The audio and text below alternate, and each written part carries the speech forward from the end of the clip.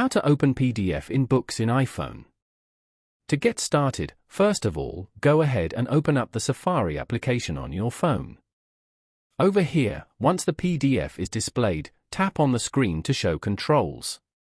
Now, tap on the three dots icon at the bottom right of the screen to open a menu.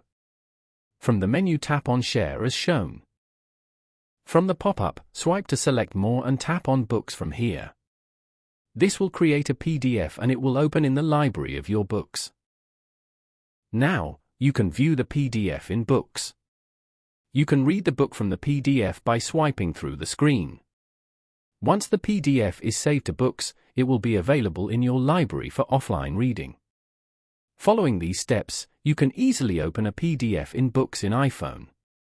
Thank you for watching. Please leave a like if this tutorial helped you, or leave a comment below if you have any questions related to the video.